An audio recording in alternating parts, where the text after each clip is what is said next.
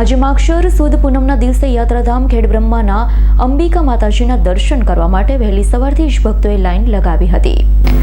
અત્યારે વહેલી સવારે ઠંડી હોવા છતાં શ્રદ્ધાળુઓ વહેલી સવારથી આરતીમાં સાબરકાંઠા ઉપરાંત અમદાવાદ, બનાસકાંઠા, મહેસાણા, અરવલ્લી, રાજસ્થાનના શ્રદ્ધાળુઓ ઉમટ્યા હતા। અમદાવાદના ભક્ત કે જેઓ દર પૂનમે માતાજીના દર્શન કરવા પરિવાર સાથે આવે છે, તેમણે જણાવ્યું છે કે કોરોનાના કેસ ફરીથી દેખાવા લાગ્યા છે। કોરોના ફરીથી આવે નહીં અને માતાજી લોકોને સુખ શાંતિ પ્રદાન કરે તેવા આશીર્વાદ લોકો પર વરસતા રહે તેવી માતાજીને પ્રાર્થના કરી છે। અમે દર પૂનમે અહીંયા દર્શન કરવા આવીએ છીએ ઘણા વર્ષોથી। આજે માગશર સુદ પૂનમ છે।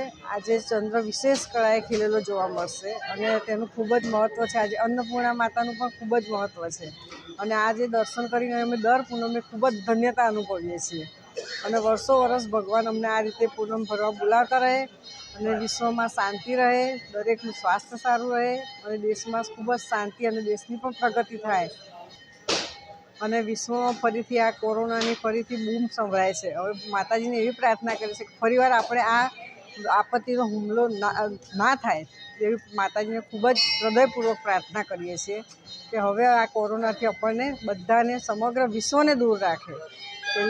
ભરત ચૌહાણનો રિપોર્ટ, S9 ન્યૂઝ, ખેડબ્રહ્મા।